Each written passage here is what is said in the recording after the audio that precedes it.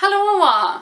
Idag hade jag tänkt att göra en book haul för det var bokmässan nyss och man kan se att jag köpte lite nya böcker.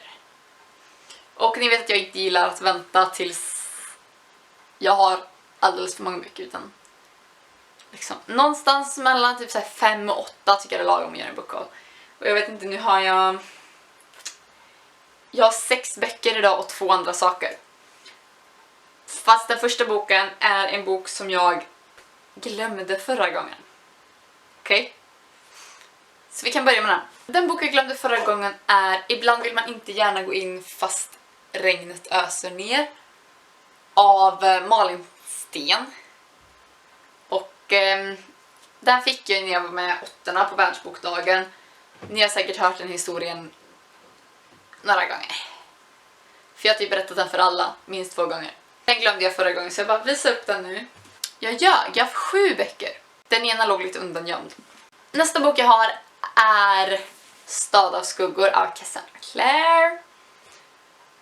Min kompis skrev ett sms till mig och bara den här finns på second hand i stan. Så jag åkte dit och köpte den för 10 kronor för att det är en serie, jag liksom har alla delar i serien. Jag har denna och så har de 3 sista.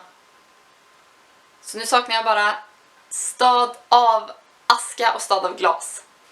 Sen är jag nöjd på det planet i alla fall. Nu har vi kommit till bokmässan och jag tycker ändå att jag lyckades hålla mig ganska bra. Jag köpte 5 böcker. Eller nej, jag gjorde inte alls det jag köpte 4 böcker. En fick jag gratis. För det första som händer typ, vi kommer dit och jag och min kompis går runt i science fiction bokhandelns monter. Sen när vi går därifrån så kommer det fram någon till oss. Och liksom bara, men ni ser jättefina ut, vill ni ha varsin bok? Så att vi fick varsitt exemplar av Tredje principen av Anna Jacobsson Lund. Och jag har absolut ingen aning om vad den handlar om. Det verkar som att det är fantasy. Jag trodde först att det bara var en dystopi. Men om hon kan styra andras tankar så borde det vara lite fantasy den också. Men den låter faktiskt rätt bra.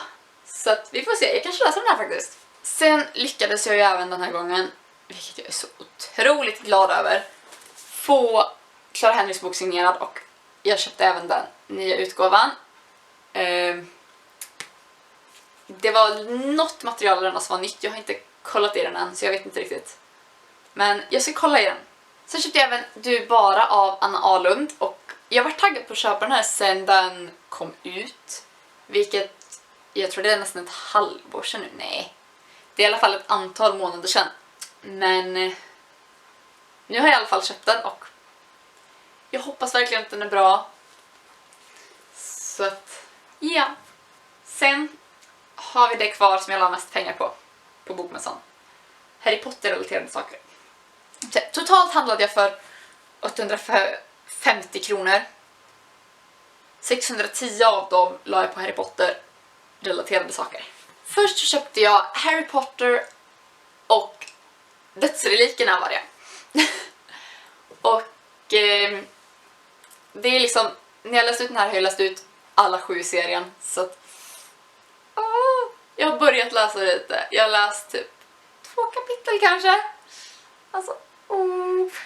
Alltså jag vill typ inte att det ska ta slut, men samtidigt vill jag läsa för jag vill ju ha mer. Så jag måste ju läsa den här för att få mer. Men läser jag den här så kommer det ta slut. Och ja. Nej, men jag tror att jag kommer läsa ut den här ganska fort. Men det är inte helt katastrofalt om jag läser ut den här, för jag har en Harry Potter-bok till och det är Harry Potter and the Cursed Child. Alltså, kolla det här omslaget. It looks amazing. Jag vet att min kompis inte riktigt håller med mig, men jag tycker att det är så snyggt. Och även på insidan här. Alltså, det är så snyggt. Och även liksom första uppslaget där. Alltså, hela den här boken är så otroligt snygg. De 2 sista sakerna jag köpte som är Harry Potter-relaterade då är ju inte böcker eftersom jag vet inte varför jag skulle köpa när jag har alla. Nej, jag har inte alla. Jag saknar första boken. Men först så har vi en sån här Funko Pop Vinyl Figure. En Dementor. Ska visa den lite närmare. Så här ser den ut och jag tycker den är jättecool. Så att jag är jättenöjd över att jag köpte den. Och sen köpte jag även en påse med Bertie Bott's Every Flavor Beans. Som de också sålde i science fiction-bokhandelns monter. Jag vet inte när eller om jag kommer öppna dem. Men jag lovar att jag ska filma det i sådana fall. Det var allt från den här videon. Jag hoppas att ni tyckte den var bra. Tryck gärna på tummen upp och prenumerera. Så syns vi. Hej då!